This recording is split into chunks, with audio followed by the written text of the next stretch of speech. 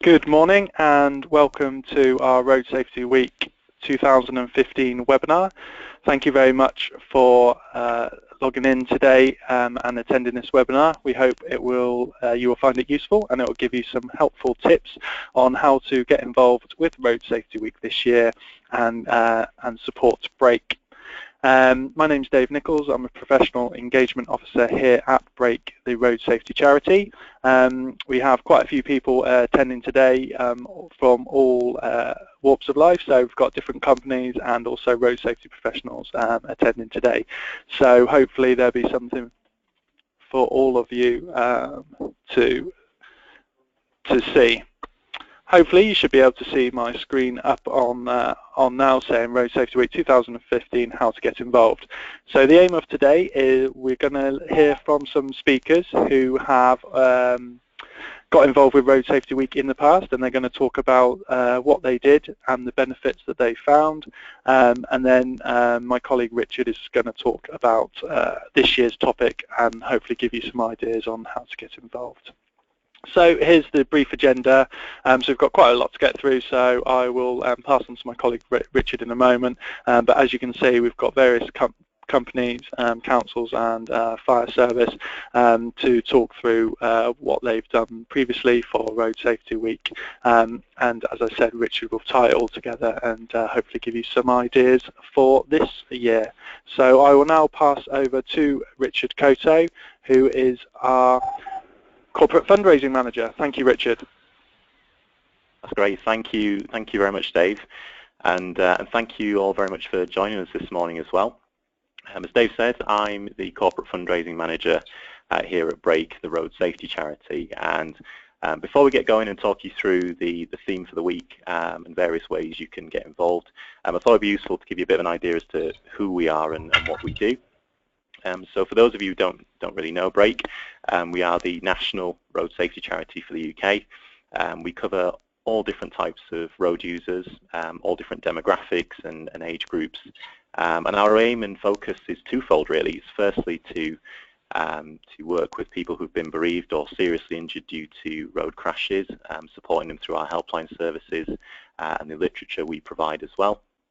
And then the second half is to campaign and educate for safer roads for everyone to use, whether that's through our campaigning work on a national scale, lobbying the government, or providing educational materials to schools, colleges, universities to help them get road safety messaging across to potentially people who may be affected by road crashes. So that's our focus. This year is our 20th year in operation actually, so it's Brake's 20th birthday. And Road Safety Week is our biggest campaign of the year essentially. It's run every year in November, and this year is the 23rd of November. It's something that we coordinate. It's sponsored by our two headline sponsors, AIG Insurance and Specsavers, and it's also supported by the government agency Think as well. So it's a really conjoined effort between the various parties involved in the week. So what is this year's theme about? So it's Drive Less, Live More. Drive Less, Live More means taking a look at the journeys we make in our private vehicles and looking at ways we can work in an eco-friendly way really. So whether that's reducing journeys or driving in a more eco-friendly way. Many of us use our private vehicles daily, whether that's commuting to and from work or to attend meetings or simply just getting to and from the shops. And as part of this year's theme, we want people to think about the ways they can cut down on their mileage and make communities a happier and safer place for people to get around in. For example, in terms of meetings, is it possible for us to teleconference rather than having to drive to and from the meeting? Do you actually, or do we actually need to use our cars to get to the shops? Or is there a way we could potentially walk or cycle instead, which is obviously a much healthier way to get to and from places? Now, obviously, as a charity, we recognise that many businesses, such as logistics and fleet organisations, driving is essential in order for them to be able to operate. So there are obviously ways that we can look at things like eco-driving and route planning as a way of tying into the theme for this year's Road Safety Week as well. And crucially, there's lots of benefits to using your car less, including reducing pollution, better, healthy environments, and overall improving road safety. If there are less vehicles on the roads, then chances are there's going to be less crashes happening.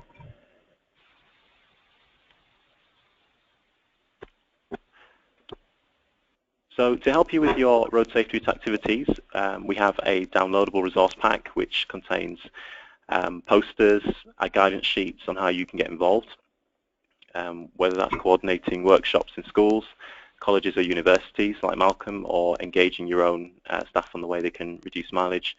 The packs contain lots of different ideas. Rather than me talk you through all of the different resources that we've got and showing you through them, it might be more useful for us to hear from Malcolm actually and a few of the other speakers first, and then we can pick things up after that.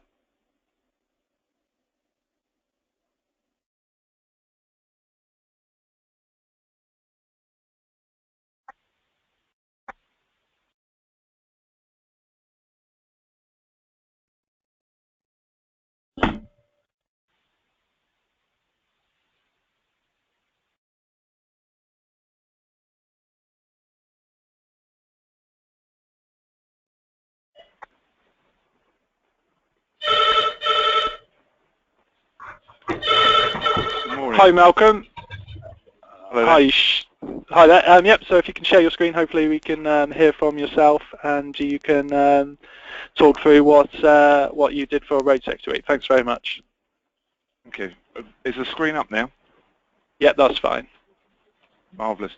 At Licence Bureau, what we decided to do back in 2013 was to actually go into the schools. So our first school that we spoke to was King's Langley School, and in 2013, with the assistance of Brake and using our client Skanska, we took people from the road safety teams within both organisations, worked with Brake and their coordinators to train us, to provide the training into schools. We picked year 12 and 13 because at year 12, or in old language, lower sixth and upper sixth, year 12 were people who were passengers in young vehicles with young drivers, and in year 13, upper sixth, they were actually becoming drivers, so a very vulnerable part of society. The training that we were provided by Brake is basically one afternoon, getting everyone round, deciding what we wanted to cover, and making it very interactive, which is the advice we were given from Brake and also from the schools in their general learning. So we made the process last about 45 minutes.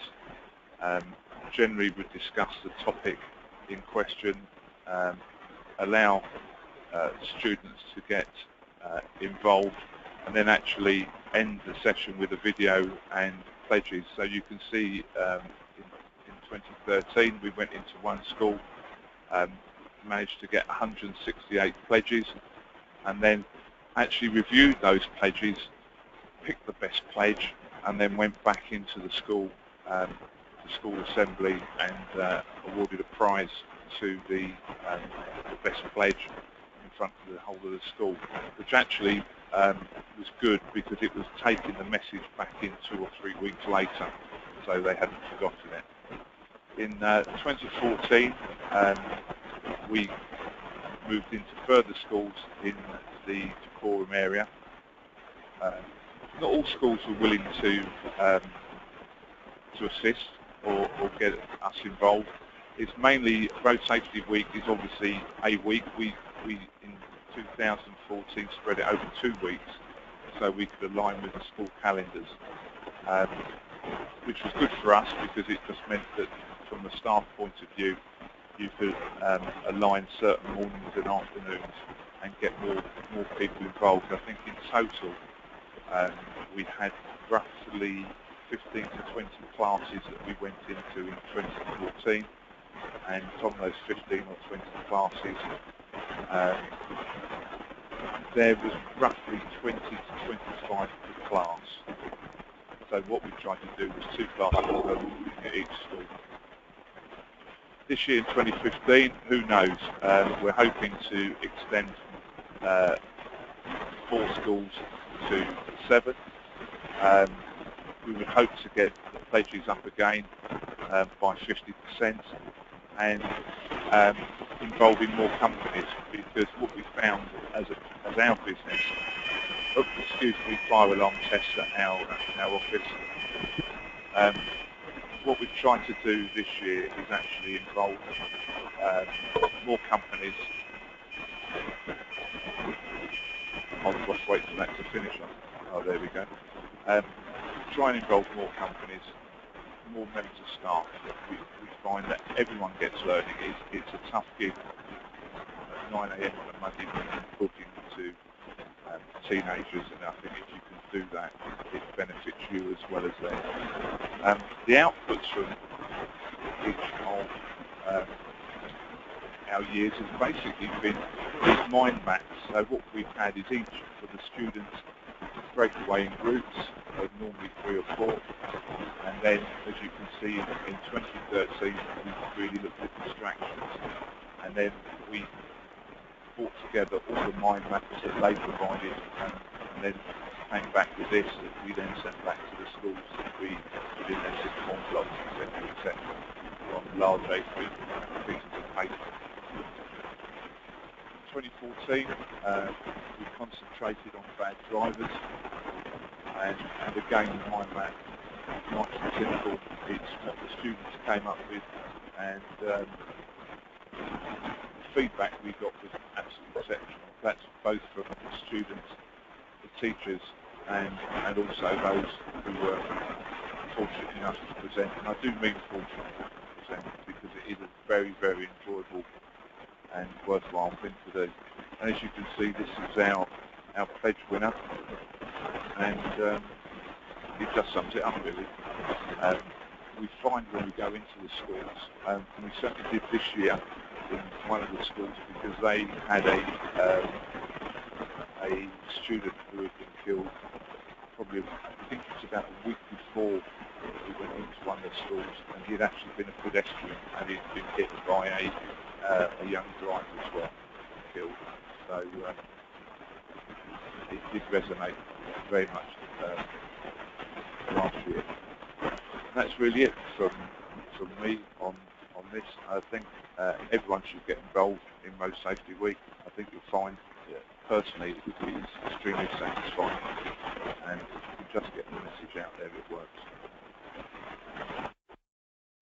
Brilliant. Thank you very much, Malcolm, for that presentation. I forgot to mention right at the beginning, if you have any questions at all during this webinar, then please feel free to click on the question icon that should be on your drop-down menu on the right-hand side. So if you have any questions for Malcolm or any of our speakers as we go through, then please do feel free to click on that icon, and we can go through. I think we had a few technical issues there for that particular line with Malcolm, and obviously he apologised that he had a fire alarm test as well, which obviously he wasn't expecting. So hopefully that should give you an overview of how they went into schools and delivered essentially Break's Pledge and our engaging young people course that we run. So if this is something that you'd be interested in, we will give you kind of more details at the end. But we will move on now to our next presentation. So I'm going to now hand over to Amy Turner from United Utilities. So hopefully you can now see Amy's screen, and I'll let Amy talk through what United Utilities did. Thank you, Amy. Thank you. Good morning, everyone. As we said, I'm Amy Turner. I'm one of 2 fleet managers at United Utilities. 2014 was actually the first year that I had the opportunity to get involved in Road Safety Week, although United Utilities itself has been involved for the last 2 to 3 years. So we did various things throughout the week, which I just want to briefly talk to you about now. So if I go on to the first slide, we split it down into days, and this is just a snapshot of the type of comms that we sent out to our staff. Just to put it into a bit of context, we have roughly 2,500 to 3,000 members of staff at our head office in Lingley Mere, and then we have around 160 operational sites as well. So we have a mixture of own use vehicles, our white vans and our HGVs. So we were looking at targeting all aspects of that. So the first thing we did was day one, we called it What is a Distraction? We went out and about with our fleet controllers to 2 of our sites, just to make sure that our employees were aware of our own site speed limits, but also talk to them in general as well about sticking to the speed limit. Do they know what it is? Do they know what it is in their local areas? We did also take the opportunity to mention what my team do anyway during the year, which is road site safety audits monthly, where we go onto site and we look at other things such as making sure vehicles aren't overloaded, making sure that the tyres are at the correct pressure and so on.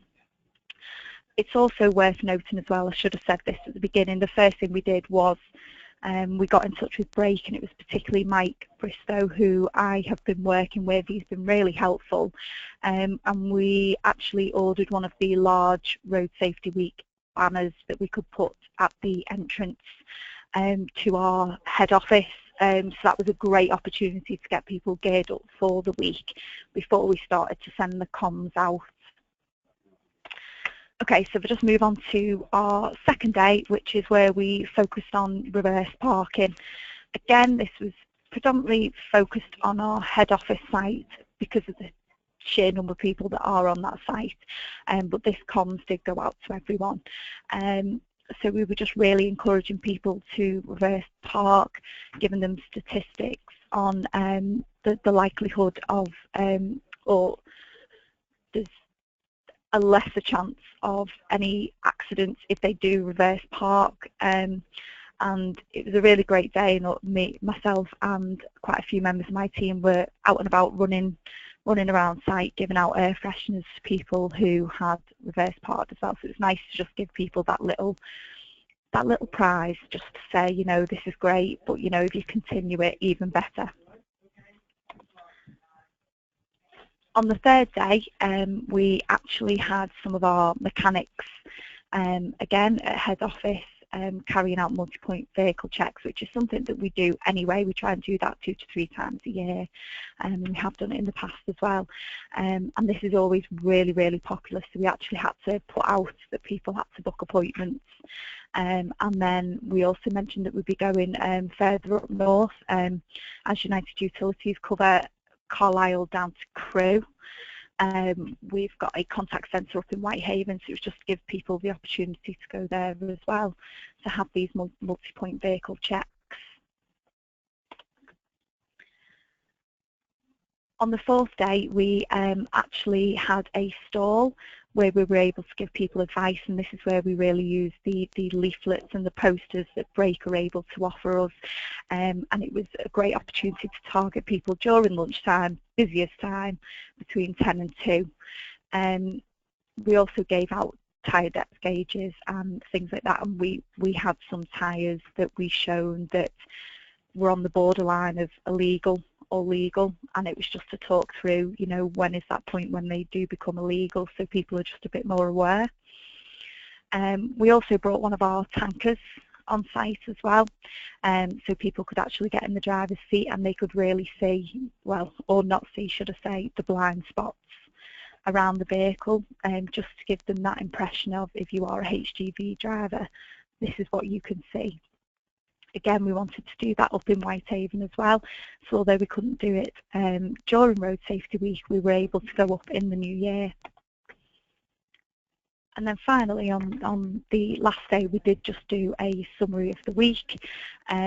and that was to look at our site speed checks, give them some statistics, get people to think about what we found out and who we spoke to, and then it also gave us the opportunity to re-emphasise what my team, Transport Services, do day to day, so the key contact numbers, what you need to do if you're involved in an accident and so on. And then the final slide is just a bit of feedback that we actually got from the employees that got involved in the week. As you can see on the screen there, it was really good feedback from a team that helped with the reverse park and helped with the vehicle checks, just made people think a little bit more. And we're really looking forward to getting involved this year as well, particularly our health and safety team have their own initiative this year, which is YOMP, which is your own moving pace. So it really ties in with the drive less and live more theme. Okay, that was a very whistle-stop tour of what we did last year. I hope that has been useful. Please drop me any questions if you have any, and thank you. Thank you very much, Amy. That's really useful. So as she said, if you have any questions at all, then please do type a question into the box. Hopefully, as we go through, as Richard mentioned before, the idea is to give you lots of ideas of what has been done in the past. So whether it's one particular focused opportunity or whether it's lots of different things. So obviously a couple of different examples there of how Malcolm went out into schools and engaged in the communities, and then obviously here Amy's showing how they engaged their staff, and splitting it up into days is a brilliant opportunity actually to engage those drivers and engage your staff and get key messages out on a daily basis. We've got lots of resources and ideas on how you can get involved with those staff and actually give them something to look at and actually think about as well, rather than throwing a lot of information at them in one go. Actually break it down into nice, easy, bite-sized information. So brilliant example there from Amy, and thank you very much for your presentation and for sharing that with us. So next I'll move over to Brandon Jones from First Bus, who's going to talk through what First Bus did last year as well. So hopefully, Brandon, you can hear me, and if you can share your screen in your presentation. Okay, good morning. Let me just try and get my my screen up here.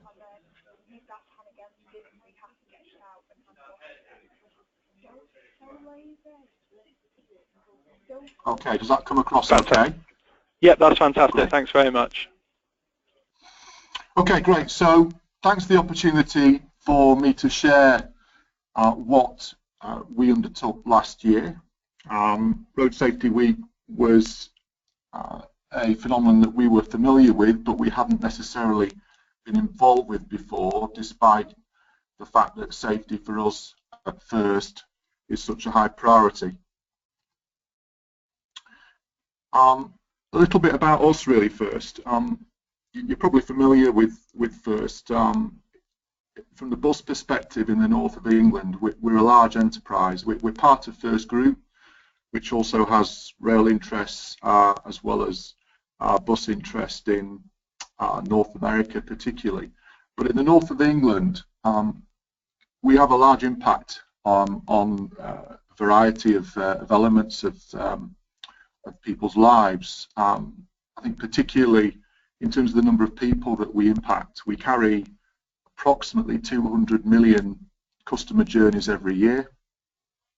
And to do that, we have operations across Greater Manchester, York, West Yorkshire and South Yorkshire. And in all, we employ nearly 6,000 people.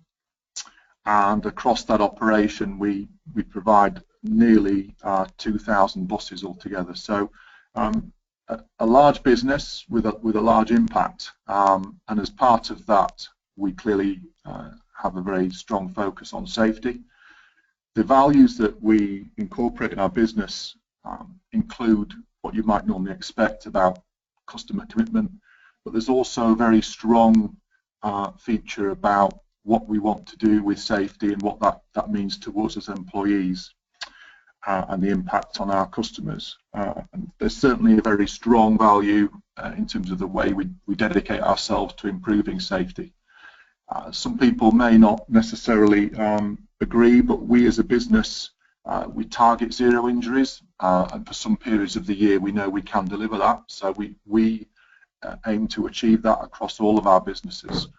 The kind of focus that we aim to have is very much on both our staff and our customers, but also other road users, and that's particularly why the partnership with Brake became important for us, because we can often influence behaviours of our own staff, we can train, we can look at upbringing skills, but it's often quite difficult to influence behaviours of people around us, and that's where we felt Road Safety Week could play a strong part. Some of the injury prevention principles that we have around our business are very much about personal responsibility, but that also includes being able to impact our own responsibilities on people around us as well. So the campaign for 2014 very much fitted with the issues that we were seeing around our business. Our pedestrian injuries were much higher than we'd like. In fact, the trends were upward. And some of that was quite difficult to influence, as I've said. So we felt that the Road Safety Week was a great opportunity for us to start communicating and engaging with people around us, and particularly pedestrians. So we really put our heads together with Brake and an internal team that we'd set up to try and look at what the opportunities were here. And certainly in terms of the benefit, we felt that Road Safety Week was a good opportunity through the media, but also through organising events to be able to start to raise the profile of vehicles and of movements around vehicles. And in fact, some of our own research had demonstrated that people's behaviour around vehicles, particularly in city centre and urban areas, was a cause for concern, particularly around use of mobile phones and even not crossing on the green man and things like that. So we took an opportunity to look at why we would want to do that. So we put some papers together to engage internally with senior members of staff to explain why we felt this was worth committing resource. And we looked at who we wanted to actually engage with. That was very much around, of course, informing our own staff, but primarily targeting pedestrians and people that use the roads around us. So we also felt there was a good opportunity with cyclists as well. Obviously, Road Safety Week has a set date, but it was important to us as well that we've done some work around that and not just tried to engage with Road Safety Week on that specific week, but look for other activities around it. And in terms of the actual activities itself, I think that's where we've had discussions with Brake around opportunities, and we felt that there was a good opportunity around an event called Exchanging Places, which I'll come on to in a moment. The locations were important, and obviously we've got a large operating area. So we looked for opportunities around our operating area where we could actually raise the profile of what we were doing, but also to gain maximum exposure with pedestrians in that area, but also with the local media. So this particular picture you can see on this slide is our health and safety manager with the representative of Brake. And that was at the launch of Road Safety Week in the Northwest, so that was at Media City in Manchester, where we also did some engagement with a local cyclist group as well. So looking at the opportunities, it really involved all those basic points on that slide, and trying to really just plan to make sure that we made the most of what we were doing. So Exchanging Places is, for those that aren't familiar, is about working with pedestrians and particularly cyclists to sit themselves in the bus seat. So I think similar events happen with other large vehicles as well, to actually get a perspective from the bus driver or the lorry driver, the driver of the vehicle, to understand, even using mirrors and all the different opportunities that are available in terms of looking out for other road users. actually see where those blind spots exist on large vehicles. So in this particular case, we put a vehicle at Leeds University. We did some work with the local university union so that they knew what we were doing and they were engaging with us. And then we put cones around the vehicle and actually demonstrated to cyclists where those blind spots are around the vehicle so that it could help influence their own behaviour around large vehicles. And the key to those exchanging places events that we did both in York and in South Yorkshire, as well as the event at Media City in Manchester, was really about the planning side. So engaging with a local contact who could influence both the location to make sure that there was plenty of footfall, but also to make sure that we were engaging with local groups such as cycling groups, etc. It was also important that we had a representative from Brake there. And I think the other element to this as well is really about engaging staff. So we made sure that each of the event had a team leader, someone who understood what we were doing and was able to lead the actual events. And then around that, as well as attracting people and getting the high footfall, we wanted to make sure that we were raising awareness in the media as well and generating debate. So we involved BBC Radio Leeds, we involved the Yorkshire Evening Post as a Leeds newspaper, and similar local media in the other areas that we did exchanging places in as well. The timings were important, and really that's where the local discussions happen with the person that's organising the event. So whether it be around lunchtime or whether it be around towards the end of the day, but it's really about having the right people there and making sure that they're proactive in talking to customers and encouraging them to use the bus. So in our case, having a few giveaways as well was quite helpful, whether those be pens or lollies or sweets, whatever you might want to give. And then a follow-up, of course, in terms of both a thanks to the actual event location itself, but also with the local team. And of course, it's also helpful to get contact details for cyclists and other pedestrians that you make contact with as well, to see if they want any follow-up information. And exchanging places is something that we would look to do again. I think from our perspective, Road Safety Week is a great opportunity both to raise the profile in the media by holding events, but also to actually engage with pedestrians themselves. And we do a number of events across the year in terms of safety. So we have technology fitted on buses where we can monitor driving standards, for example.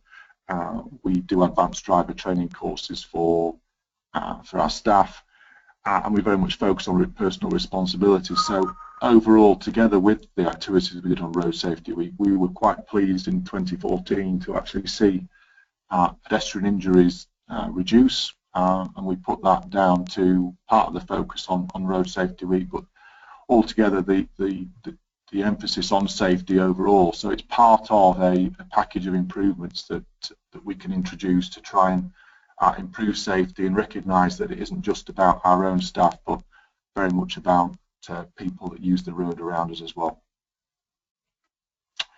So any questions on that?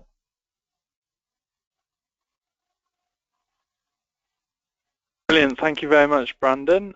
So yeah, any questions at all, then please feel free to type a question into the question panel on your screen and put any questions to Brandon. Hopefully that's giving you another idea really, especially with First Bus being such a massive organisation and public-facing organisation, that it was great to have them on board last year with that theme, and obviously it ties in nicely again with our theme this year of drive less, live more, and encouraging people to leave the car behind and look at more sustainable options, and public transport is part of that. So we'll be looking forward to working with First again, obviously this year.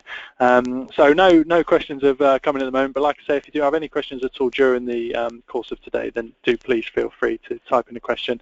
Alternatively, at the end of the webinar, we will be sending the information across to you, so if you have any questions afterwards, then you can send those through to me. So next up, we're going to go to Graham Telfer. who is a fleet manager at Gateshead Council. So there we go. Graham. Okay, good morning everyone. It's a pleasure to give you the aspects of what Gateshead Council do on behalf of Road Safety Week and every other week also. There's two areas I want to look at. It's both the road safety regarding our vehicles and our maintenance and operations, and also the driver safety for both our employees and community engagement. To have an overview of where we're going with this presentation is we have in-house vehicle maintenance and vehicles within our fleet of approximately 500 vehicles, 5,000 employees, 1,000 of which drive on our behalf. We also have a young driver training scheme for young drivers from 17 to 24, and we have our in-house driver trainers who give out driver information and driver assessments to all our drivers. We operate car-derived vans to 26 tons. We work with a number of partners, including Brake, the Road Safety GB and others. And our road safety is embedded in the culture of our organisation, and it's backed up with driver's handbook and a policy statement. This is a rough fleet sample of that we have across our vehicle range. They range from electric vehicles to 26-ton trucks relevant to a local authority. 26-ton trucks are possibly the largest vehicles which attend residential areas on a daily basis, so the risk to both driver, operators and the public is quite high. So we have individual training packages for both drivers and the operators on reversing and managing pedestrians around the vehicles during the time they're in that particular area. Our control procedures, we have a duty of care to both our employees and the public. Obviously we control costs that way, and we also have a planned maintenance scheme to ensure all our vehicles are operating within the required regulations. Our operators' licenses are also constantly at risk if we fall below any of these standards. We also work closely with VOSA, and we embed that in our driver's handbook with a road safety and driver policy statement. This is all disseminated out through all our guidance to managers throughout the whole of the authority. This is some statements from a fairly recent survey done by Brake, and it was asking drivers about what they did with regards to daily maintenance on their vehicles, because over 58 people have been killed directly related to defects. And these are just a brief summary of some of the statements and percentages that we got back. Lights. 17% of the respondents depended on others to check them, and 16% never checked the lights at all. And regarding brakes, an essential part of any road safety, 50% just depended on the MOT, and 30% never had the brakes checked at all. And that's something as basic as oil and water. 27% of the respondents relied purely on the others doing it for them on their behalf.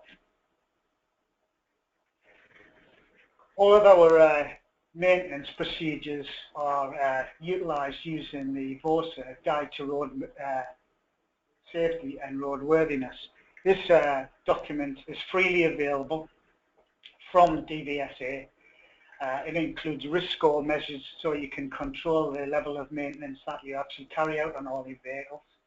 It gives you practical advice on maintenance procedures and the compliance with VOSA to ensure that we avoid S prohibitions or fleet inspections. And that also is embedded in the IRTE best practice and the IRT supplier guide, which gives anyone who's running their own maintenance, contracting maintenance out, they can ensure that the contractors they're utilising have been verified by the IRTE, which is a road transport engineering organisation.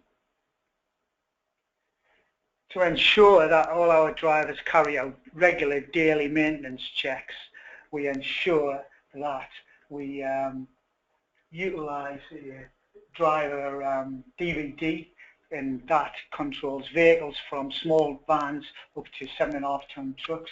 That DVD is available from the FTA. It's fairly basic, and it's very understandable for anyone to follow, even the any person who has no road transport knowledge whatsoever can follow this and carry out a comprehensive safety check.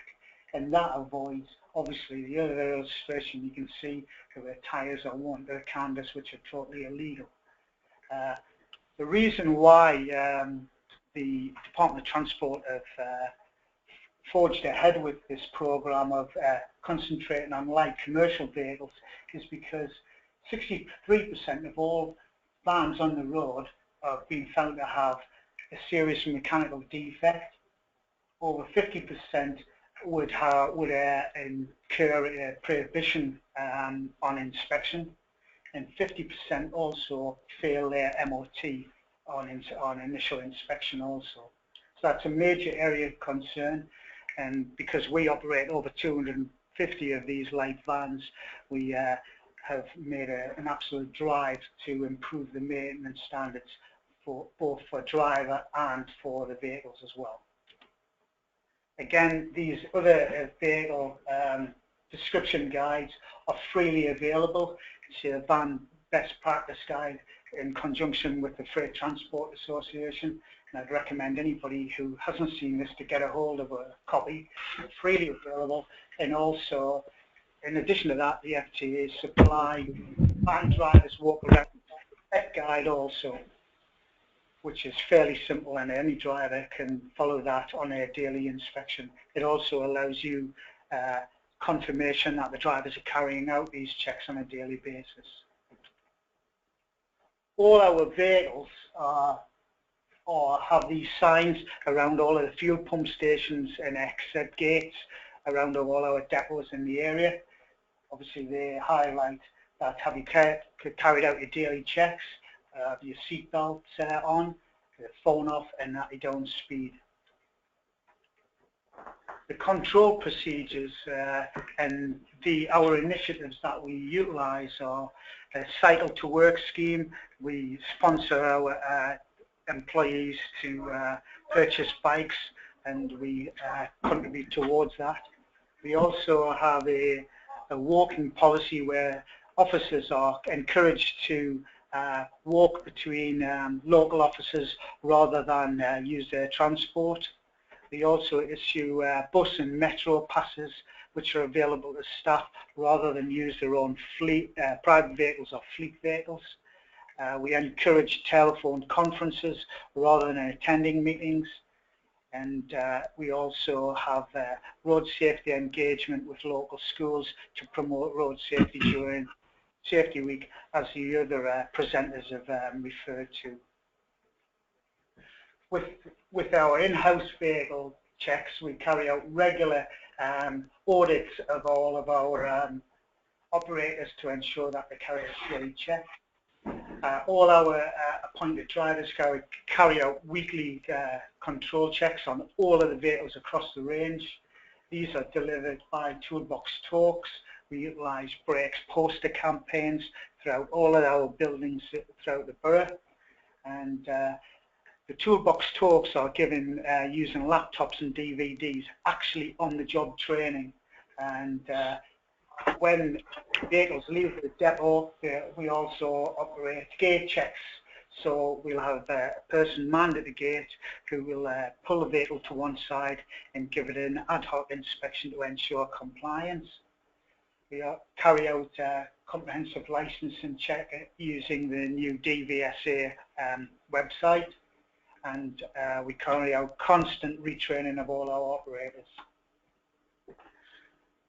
By carrying out this method, it's illustrated on this slide how we've reduced our accident statistics progressively over this period.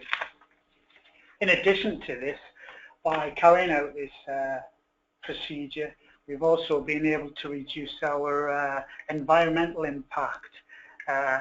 because we've reduced our CO2 by 330 tonnes, and we've created efficiencies over £300,000 in saving accident damage. The accident and incident reduction is given by driver training, 45-minute driver assessment on each driver. If they've been involved in any incident where it's been speeding or they've been involved in any other infringement or accident, they're actually brought into the depot and their driving is reassessed. And that's utilised in the SAFED model. And we also carry out MPG performance data for each driver using a fuel monitoring scheme. We also have all of our fleet vehicles, whether they're cars or 26-ton trucks, they're all controlled at 56 miles an hour. And we also have the driver monitoring devices, which we'll also look at in the next few slides. A number of our vehicles are fitted with Ashwood's Lightfoot equipment. Because of the budget constraints within the authority now, we've had over £100 million in savings to deliver over the last 4 years. We have some vehicles fitted with trackers which go home to school employees or people who are actually monitoring vulnerable road users who are out for 24-hour call out during the night. They're tracked. However, the other vehicles that we use are on Lightfoot. This gives us data back. It's very simple. There's very little input from staff to disseminate this information. In the bottom part of the screen, there's a series of lights in the cab. The green is the driver's driving in the constraints.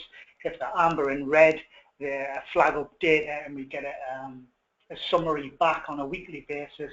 And as you can see from the chart, the registration number, and it highlights the time in green is of 92%. If it's a violation, we get a separate report telling us what the driver has done, excessive gear change, braking, or any other offence that he's caused. So a colour is a colour. If we see it in green, we don't have a concern about it. If it's red, then we look into it further.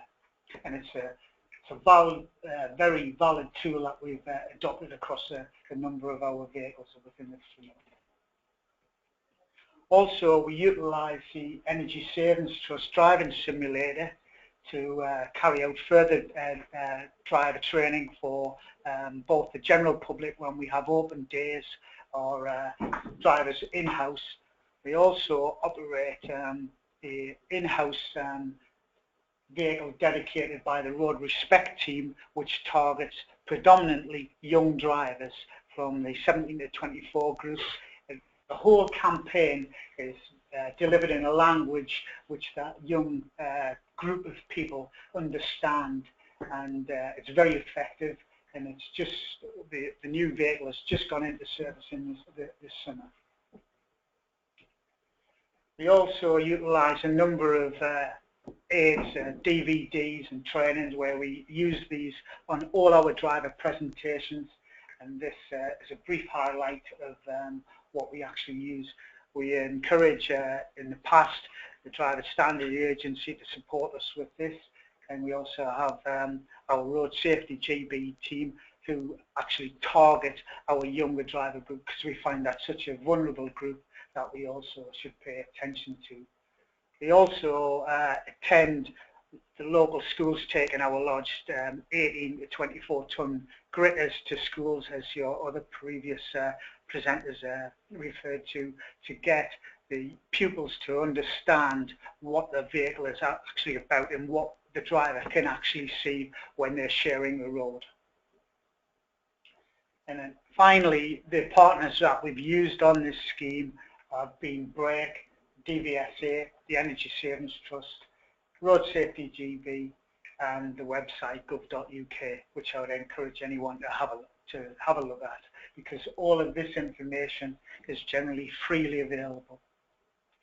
And that's it from me. Thank you very much.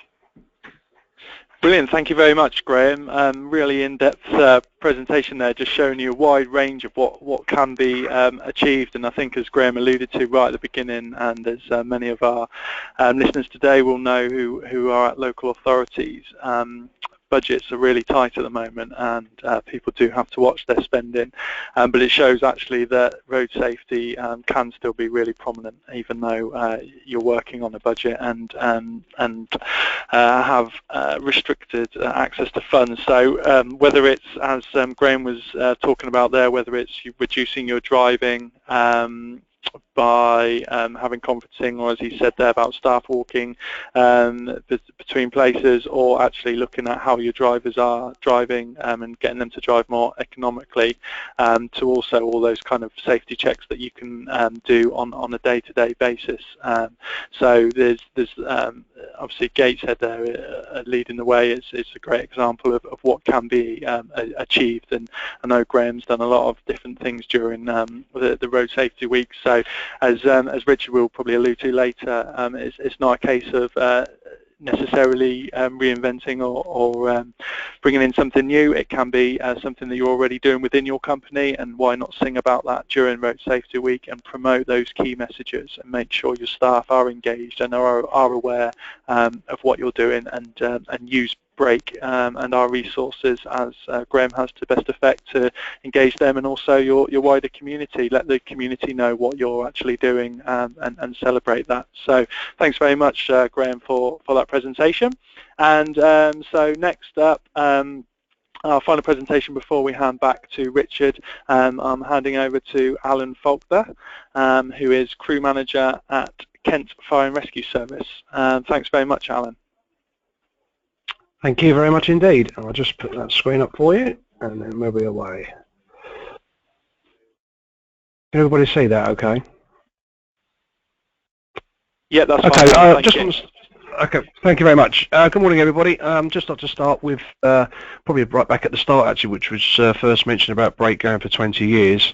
And I think that's an incredible amount of time for such an important charity to have been supporting families and victims of people on the road. And I know for the 25 years of my involvement with Kent Fire and Rescue, in the last 13 as a community safety officer, we've been heavily involved in probably most of those 20 years. So I think it's just a good place to start, really, to thank Brake for all the work that they've done. In Kent, if we just go back to where we have been current in the past, we've been involved with many different campaigns, and it doesn't really for us just focus on the Road Safety Week in November. We generally in Kent would focus on road safety pretty much every week of the year. However, we are a little bit more targeted in the November campaigns for a couple of reasons, which I shall go on to in the two slides that I've got.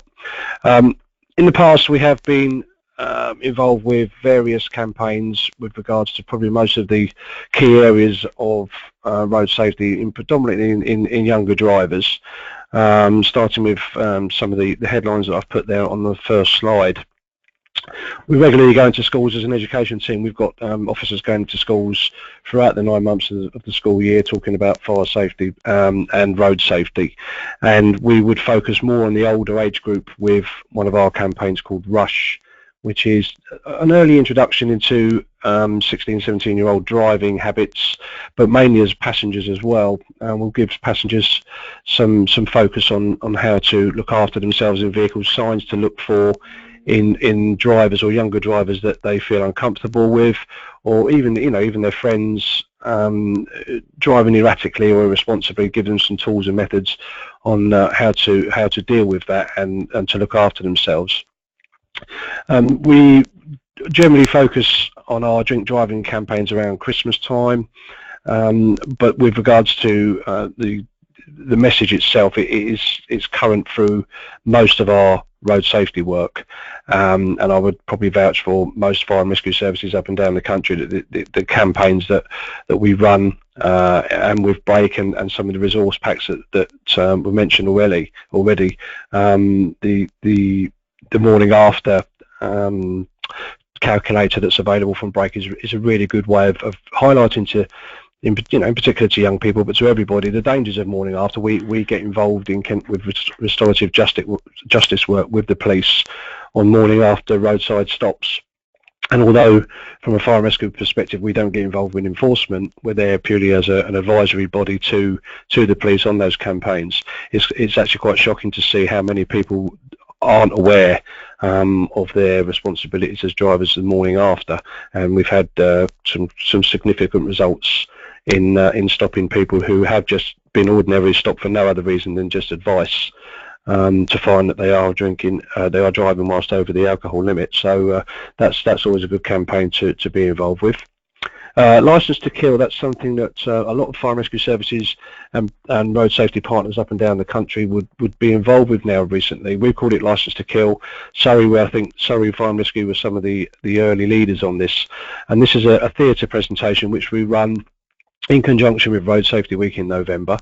And we will bus young people from their schools and colleges in sixth forms into a theatre environment, and we would put on a presentation which lasts about 90 minutes, and the young people come along with quite a free and carefree attitude that they're going to have a bit of a morning or an afternoon out, and through the next 90 minutes they will see a film and hear stories from real life people on a stage, giving them the warts and all, nuts and bolts scenarios of what it's like to be a family member or a victim or even an emergency service worker when turning up to an incident where someone has been killed or seriously injured. And it has had a massive impact on a lot of young people in Kent that I know of. It's one of those bits of work that even outside of the week itself in November, people will talk to us about it throughout the school year. Parents who have got young children who will come up and mention the Licence to Kill product, and I know that from a personal perspective, as the presenter on the stage, it's had a huge influence on the young people that we've spoken to, certainly since 2007, of which I think we're getting up to the 60 to 70,000 amount of people now, 60 to 70,000 young people we've spoken to in that time. The community safety engagement car is something that we're using. It's a Vauxhall Astra. We've pimped it up, to put a phrase on it. We've put air suspension on it. We've put a subwoofer system in it, an iPad, and we found that going to community events, it was very difficult to engage sometimes with young people. They're not interested sometimes in just stopping and getting advice or being given a leaflet or a resource for them to look at. So what we decided was to do some research around the country, and other fire and rescue services have done this previously to us. So we made this car, and we take it to events, and November is quite a high focus for us to take it to events whereby the attraction is the music and the way the car looks, and we can use that as a tool to engage. So a young person will come over, be attracted by a very loud sound system, as they sometimes are with some of these vehicles. And we've got them then. We can talk about road safety, we can talk about car maintenance, we can talk about drink driving, drug driving, all of the aspects of engagement that you would expect us to engage about. And this has been an incredibly successful venture for us, and one that we are looking at in conjunction with our new road safety centre, which I should come on to in a moment. The bottom one there, mobile phones and social media campaigns. We run this in the last Road Safety Week.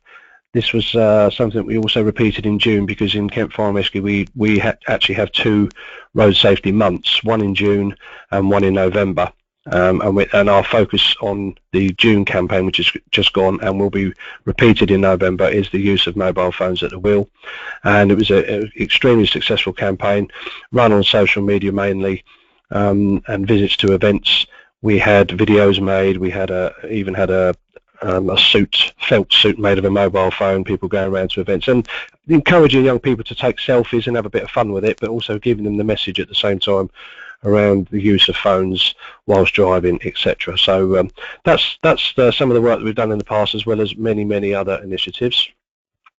The future for us in Kent Fire Rescue, really it boils down to, as has been mentioned a couple of times already, with sort of public funding budgets being very much tightened now. We've got to focus our resources much more on some of the key areas of the community of Kent, And the two areas that we're mainly focusing on at the moment in Kent Fire and Rescue are fires involving vulnerable people and also the road safety as well. So from my role, we've just created a new road safety team, dedicated team for the first time in Kent, of which there will be 5 members of staff dedicated to working within the community of Kent purely for road safety purposes. So we will go to the schools and colleges and give presentations. We will work with our partners in the police and the ambulance when available. As you can all appreciate, and no doubt our colleagues in the fire and rescue services that are also involved in the webinar today will know that resources are very, very tight within the other blue light emergency services as well.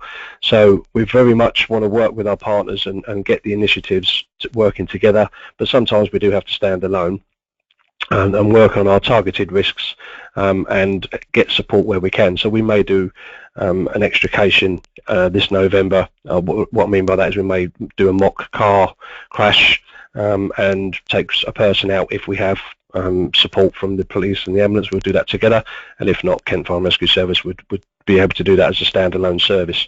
One thing we have got in Kent, which is the first of its kind in the country and is currently being built, is the new Road Safety Centre, and this is really predominantly where my team will be working. It's actually going to be open around about November time. It's going to be finished build, and then we're going to be looking to open next year. So next year's road safety campaigns will be very much focused around the new Road Safety Centre.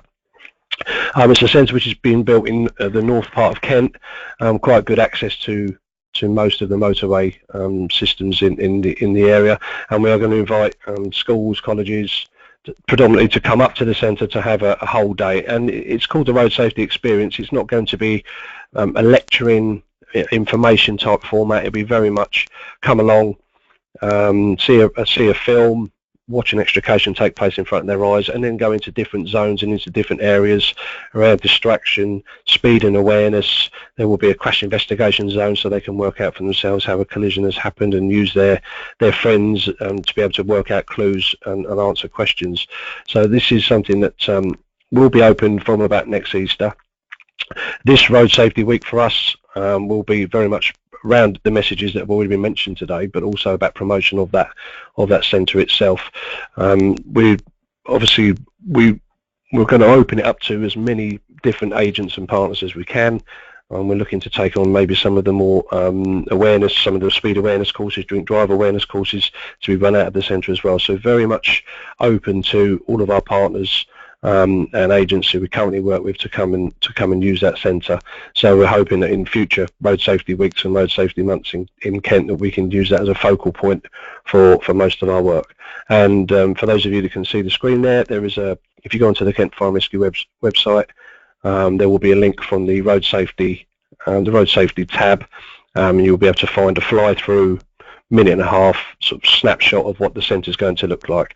So it's very exciting times down here, but it's obviously it shows our commitment at Kent Fire and Rescue Service to continuing the work that's been happening for the last 20 years, certainly since Brake's inception and our involvement with it, and to keep driving those figures down as much as possible, and to make sure that in relation to the figures, the young drivers in particular are getting those messages on a regular basis, and I think this centre will obviously go some way in helping towards doing that. Thank you very much for listening. I'm more than happy to take any questions in the future. Thank you. Brilliant. Thank you very much, Alan, for that presentation. And like I say, if anyone has any questions for Alan, then please do type your questions now. And hopefully, like I say, that should give you a really good idea of what's been done. And as Alan mentioned, and allude to any other fire services and emergency services who are listening today, I'm sure will be fully aware of the importance of road safety. And I think it's fantastic in Kent that, as you mentioned, even though due to restrictions, that one of their key priorities is road safety, and this new experience does look fantastic, and I would recommend anybody to have a look on the website to see that and view it. It's a really good example. So yeah, thank you very much, Alan. So we will now go back to my colleague Richard Koto, who's going to talk us through the remaining Road Safety Week slides and hopefully kind of conclude what you've heard today, and hopefully it's given you lots of ideas, and he will be able to talk you through everything else. Thanks, Richard. Thanks a lot, Dave. Thank you very much. If you could just move me on one slide, that'd be brilliant. Thank you. So yeah, I think we've all heard some really good ideas from lots of different organisations who have done some absolutely brilliant road safety activities in the past. But I think it's probably worth mentioning that you don't necessarily need to tie into the theme for Road Safety Week to get involved. So for example, if your business is wanting to, or your organisation is wanting to tackle something like drink driving, as Alan mentioned, the back end of November is potentially a really good time to do that, given it's getting closer to the party season where you're starting to think about things like Christmas parties and things like that. So we as a charity, we cover any type of road safety topic basically. So if you are wanting to do something around drink driving, for example, we've got things like our Sober Up leaflets, which are really simple guides and talk you through the different stats and facts and dangers around drink driving, and also educate you on ways you can stay safe as well. Also, as Alan mentioned, we've got the morning after calculator, where you can select the drinks that you might have on a Friday or Saturday night, or any other day of the week actually, but yeah, so the drinks you might have on a night out, and it will tell you basically when you are essentially going to be close enough to drive without alcohol in your system.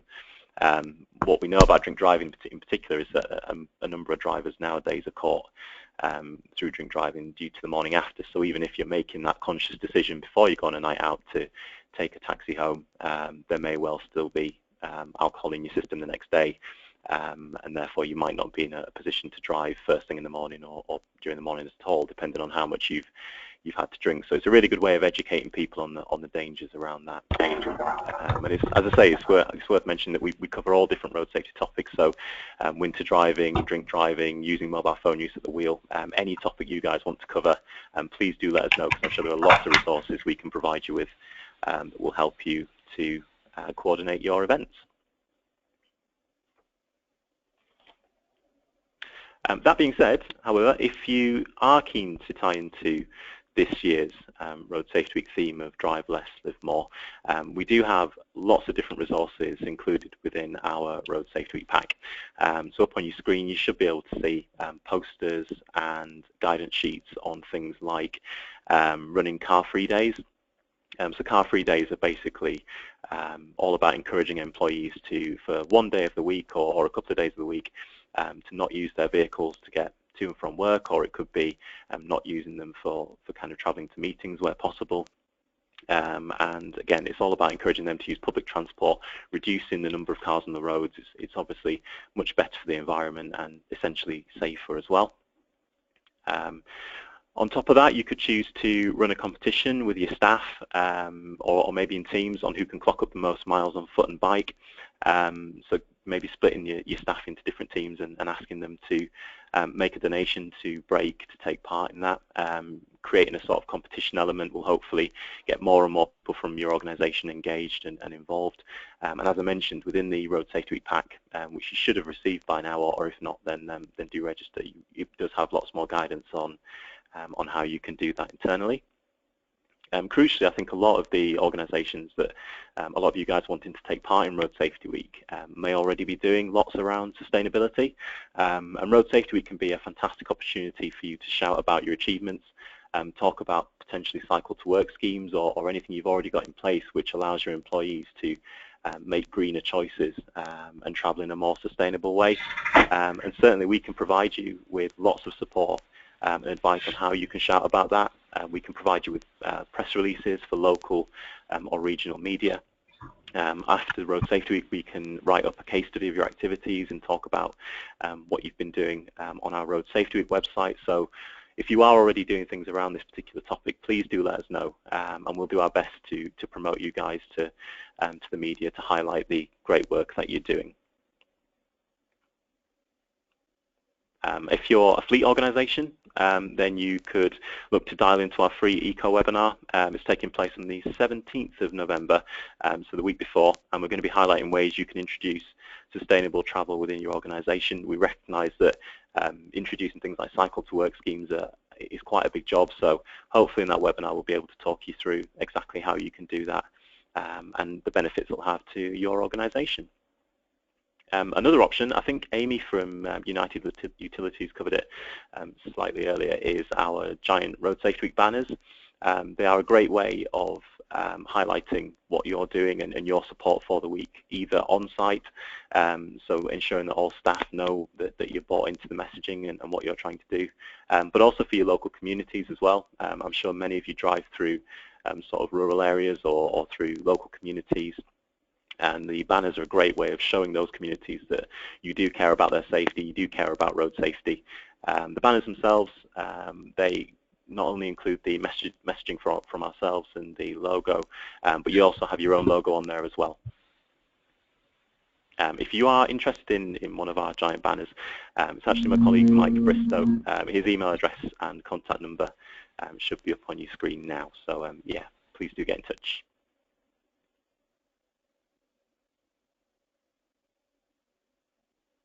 Another really easy activity that you could look to do within your organisation is running one of our Bright Days.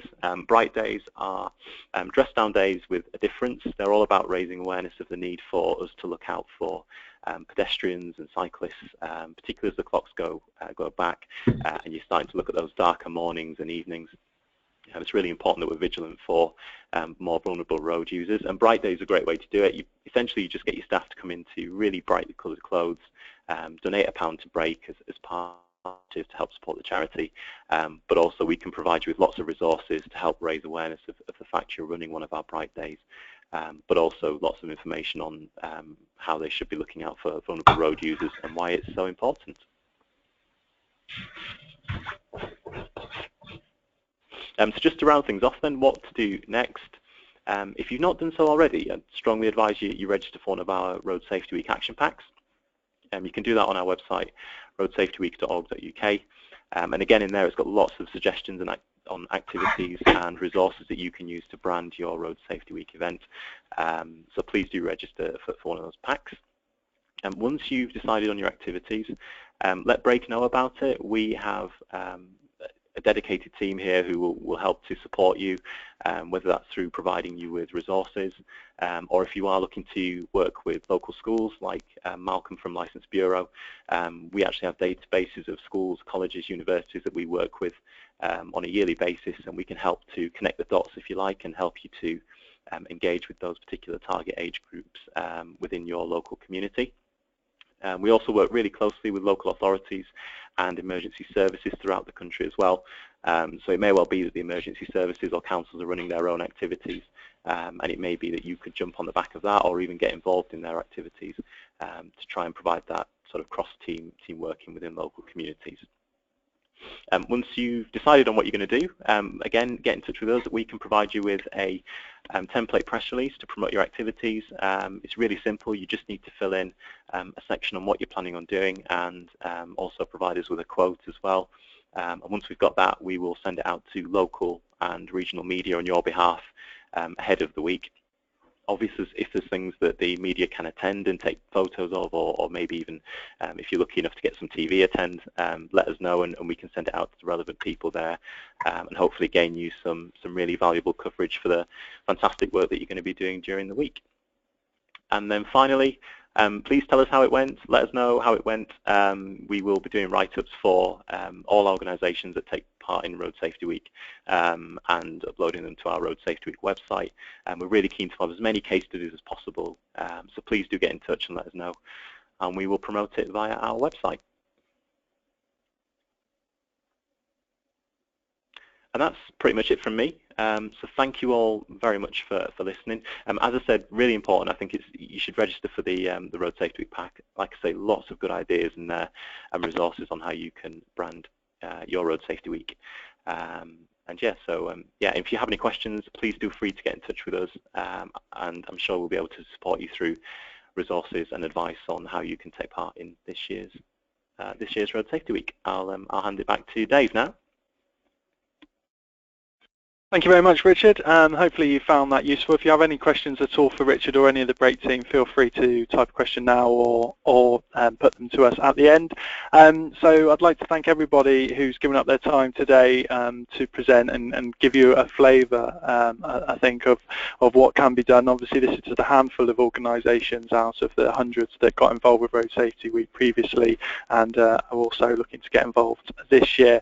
So today's webinar has been recorded and the presentations will be available afterwards. So this afternoon we will email you all a link with the presentations and details, so you can look back in your own time or hopefully forward on to any colleagues or anybody else in your teams who you hope could have attended today and share the information.